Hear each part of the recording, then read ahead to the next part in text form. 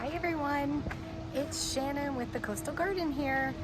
I am down at our home in Central Florida, Zone 9B here. I do have another plot of land up in Zone 8B, which I'm at quite a bit gardening as well. But today I'm going to start some seeds down here in Zone 9B.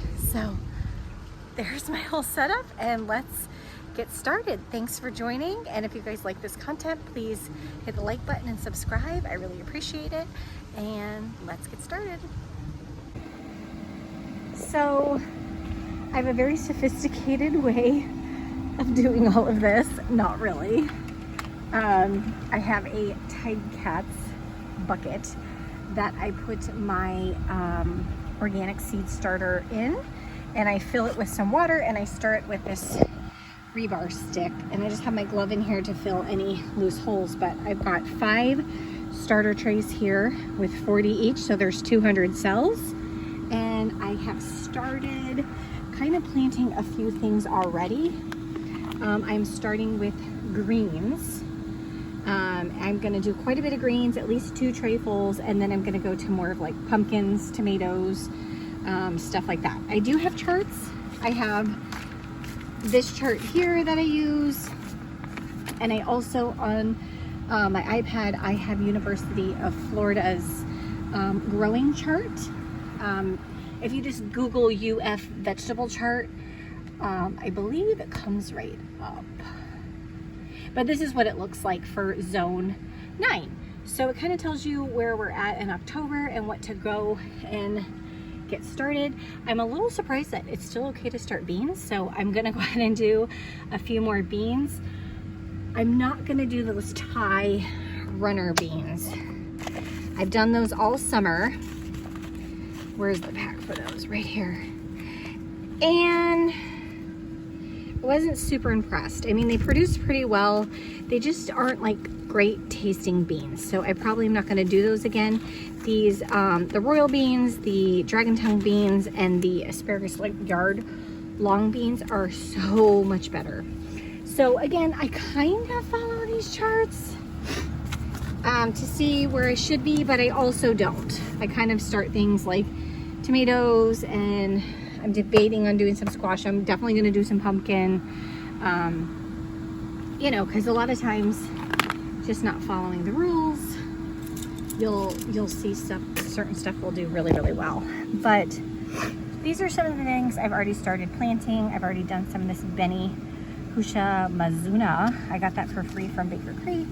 Swiss chard is a staple for me. I did 2 cells of that. I love Swiss chard. I also did some speckled bib. It's just such a beautiful lettuce, and we do use a ton of lettuce here, and any kind of leftovers I give to the girls. I did some tatsoi. I did some kale, but not this kale. I did purple bok choy. I love this. It is so beautiful. It's just, it's not only is it beautiful, but it's super tasty. So I love to just have it in the garden for the color. Oh my gosh, it's just gorgeous. I did some kale because we love kale, although I get a ton of white flies on my kale. But whatever I can save, I love to put in the air fryer and make kale chips. If you guys haven't done that before, it is like, I don't know, I say it's like a healthy version of cotton candy. It's so good. And then I'm just doing regular lettuce because, again, I give my girls lettuce every day, and it would help if I could grow some and not buy it every time. So I'm also going to do some amaranth, some green or red, and giant mustard greens. My husband loves those because I've got a little bit of a kick. I'm gonna try this I don't know how do you pronounce this, chijimsai, but you guys get it. It's from Baker Creek. I'm gonna do 5 cells of this and 5 cells of the Chinese cabbage.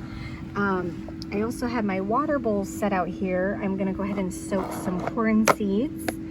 I'm going to soak some radish and beets, and then I'm also going to soak some beans. Oh, and I'm not gonna soak the carrots, but I'm gonna direct soak some carrots here.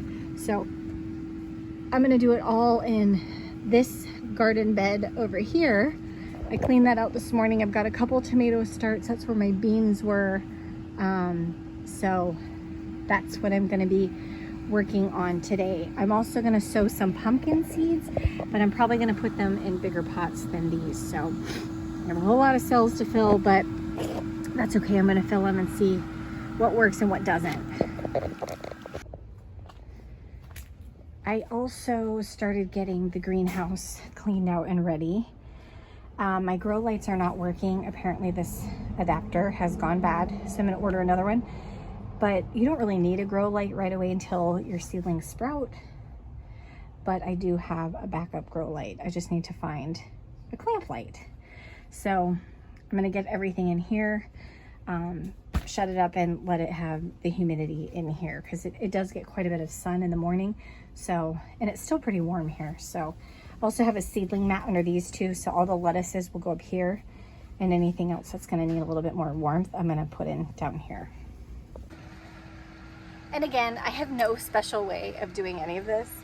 I literally just have my Sharpie pen that I make holes with and put my seedlings in, and then I just use my popsicle sticks and write on there and put stuff in. So let's go ahead and get going on that. And right here, I've just sowed some corn seeds. It says, according to the University of Florida, you can still do corn. So I've soaked about 6 seeds. I don't really get great germination with these. So I really am only hoping 4 plants come up. So I put 6 seeds in there. I did a ton of different radish seeds here. There's French breakfast, wasabi, and I think just a regular crispy red crunch one. And then I'm gonna direct sow some beets, which are the golden beets from Baker Creek. And then this is dragon tongue bush beans and purple, what were they? Oh, they're right here. Royal burgundy bush beans and some dragon tongues. And then that one is definitely not, that's just a regular bush bean, but it somehow ended up in one of my seed packets. And then I'm gonna go ahead and direct sow some of these carrots that use back the black carrot, and then probably some rainbow carrots, I'm guessing. And I did all this up at my garden in Zone 8 last week, and we'll see how it goes. So I'll keep you guys documented on all of that. Oh, but the reason why I soak them is when you have these like, more of like, how do you explain it? Like the root, like the rooting vegetables, like you're supposed to be soaking your beans to kind of really just get them kind of going. I've never done radishes before, but we're gonna try it. And then corn, I always soak my corn seeds to help get the germination process started. Has it worked? Yes and no. I don't know, because honestly, I always do it. I never not soak my seeds before I put them in. You're supposed to soak them for like 4 hours, but I don't do that long. Okay, so pretty successful seedling day. I've got probably about 10 types of tomatoes started, everywhere from a Dr. Witchy's to a yellow pear to a Jubilee. I did an orange hat, a patio sunshine. I did beans, carrots. I sowed in some corn, but I misread that. We're way past corn, but I kind of figured we were, but we'll see what happens. If not, if nothing germinates, I'll just do potatoes in that bed, or maybe even some onions. I do have some onion bolts coming I'll put the name on the screen. I forgot the name on the screen, but those are coming. Did a bunch of carrots, radishes, beets, the golden beets, and the ruby red Detroit beets. Did a ton of different lettuces, everywhere from, like I showed you guys, the speckled bib to the purple bok choy. So hopefully we'll have a lot of beautiful greens coming up, and a lot of nice, beautiful vegetables. I did some cilantro, and I know you guys are probably thinking cilantro, but it does really well here in our winters because we don't really get a freeze. We maybe freeze 1 day a year. And I have everything in the greenhouse. I'm gotta reorder that part for my light like I showed you guys, but the rest of the stuff, I put down some Biotone in some of the seedling beds, like the bigger seedlings, like the squash and the beans and stuff like that. But the rest of it, I did put in some new Garden Tone because my beds are pretty well dehydrated of nutrients at this point. So I'm gonna go mist everything in, and yeah, we'll call it a day. So let's go finish that up.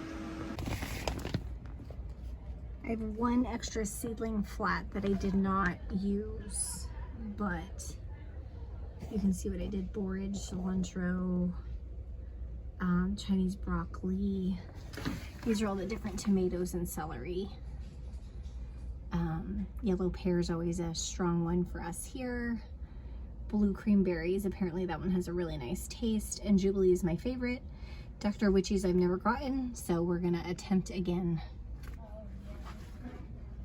And these are on the seedling mat.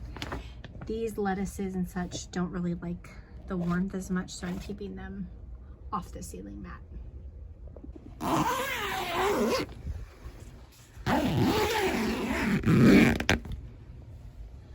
All tucked in.